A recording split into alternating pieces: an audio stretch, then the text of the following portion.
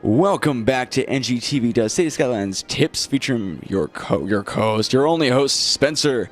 And this episode we're going to be going over industries or specialty industry districts. I don't really know if there's, they're called industries here. You have like farming industry, and you have forest industry, and you have ore industry, and then you have generic industry, which is just, if you want to switch something back.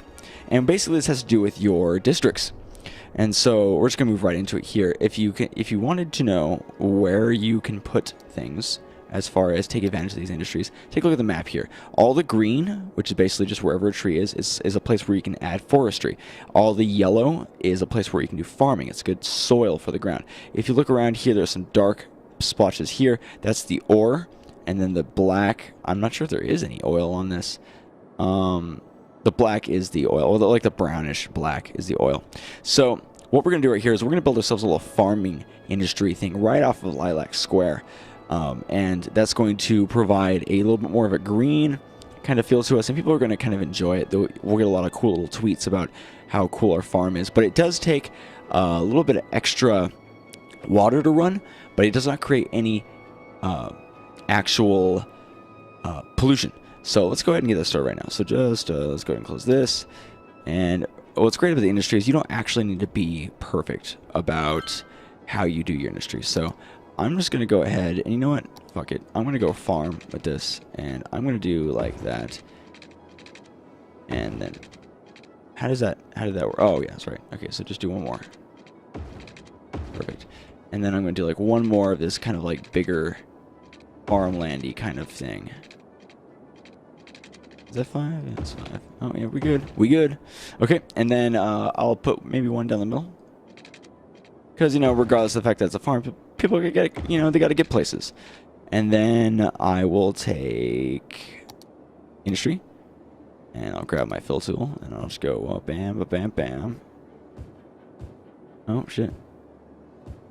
And the thing you want to keep in mind is when you do stuff like this, you always want to be prepared to create a place for people to live, because although it's it's tempting just to be like, oh, industry and stuff like that, like we talked about before, how are people going to get to work? So what I like to do is I like to build industry and then build people, and then right as close as I can get to it, basically. So I'm going to build a little housing complex right here, which is perfect timing with what we want to do. And, oh, what the heck is this? So, this is awkward. This is awkward. Okay, no, don't do that. You can right-click to cancel if you're just about to do something stupid, just like I did. And then, you don't do anything stupid, so it works out. Where is my fill tool? There it is. Okay, so I'm going to do that, and I'll do that, probably. One thing that I've been playing around with the idea of is kind of what I did right here, because I'm going to build houses here. And then, in fact, I'm going to do it right now. But then people are going to live right here, and then I won't be able to build a road. So create a purposeful blank spot, right, where you're going to build a road anyways. So you don't have to worry about freaking evicting people, because they just leave your town. They don't give a fuck, right? So let's make sure we have our water. And oh, look at that. So our perfect system here of budgeting has allowed us to almost run out of water, but not actually quite at all. So well, you'll see in a second. If you didn't watch our previous videos, I was talking about how you should absolutely take advantage of the budgeting system in this game, and only use the amount of water that you need. And I'm going to put this up to 90. Actually, I'm going to put this up to 100% because, like I said before, the farming industry does take a lot of water. So I'm going to go ahead and do this, and before I let it turn into some crazy industry, I'm going to zone it. And I don't know what the fuck happened here, but let's go ahead and bring this back. Like that, and then I'll go ahead and zone this area right here. And this is going to be the first area I actually name. Oh, Hickory Hills, never mind. I'm not going to name shit. Hickory Hills is awesome. Okay, cool. So I'm going to let this grow. And we're going to kind of watch it do its thing. And it's going to slowly... Oh, wait. Ho, ho, ho. I almost messed it up. Bam, there you go. Now it's a farm. You fucking better go away, you motherfucker. Okay, so now we're actually going to see farms come up.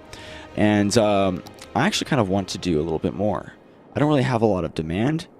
So in order to make that artificially go up here, I'm going to allow, well, first I'm going to allow my, my city to build itself in real time. But I'm also going to, I'm building a little ahead, and I know this, but I'm just being prepared for the future. And what I mean by that is you can build as many roads as you want, and if you don't, it's just going to look kind of weird at first. But eventually you'll have a reason to have them because you're going to, it's just a good way to plan it out. Some people like to build as they go. Usually I'm the build as you go kind of type, but other people like to just kind of plan out the skeleton of their city first, And what I'm doing here is I'm basically just, because I know what the demand is like, and I know what's going to be happening here, and hopefully I don't make a fool of myself by building all this unnecessary structure. You generally don't want to be building all of this because you're wasting water, because it's just going to fill up and do nothing. But let's just kind of watch it grow. Another way you can do this is because although I am building a lot of residential where not a lot of people are going to be even using the residential right away, you can artificially give them a reason to move. Like, for instance, everyone likes parks. All of a sudden, wham, bam, thank you, ma'am, there's a park, right? Now, as you can see, I did try to maximize the area. There was a park right here. I tried to overlap just a bit, but not too much. I probably should have put it maybe right here to really maximize it, and maybe actually more like back here, because the farm's not really going to benefit from it. But so we have the park, and that's going to give people a reason to move in, and everyone has water, even though they're being little bitches about it. Oh, you know what? Oh, well, I'm not going to mess with it right now. On a normal occasion, I would absolutely immediately change our water situation. But it's working pretty well the way it is. Let me move my electricity up a bit here. And we're watching our farming industry grow. What I was going to say earlier is I wanted to build a forestry place, but I needed to build enough for the people to move in, and then they need to get enough jobs from our current Hickory Hills. So that might be for a different video. I've actually, 100% transparency, never actually done forestry before. So that might be kind of interesting. Well, what's cool about it is, like I said before, you don't have to build the industry where the resource is. They'll just truck it in from the outside, or they'll truck it in from somewhere else. So I could have farms over here, and then people over here could just send their farm shit just over there, or they'll get it in on the trucks, and you have to make sure that the trucks have good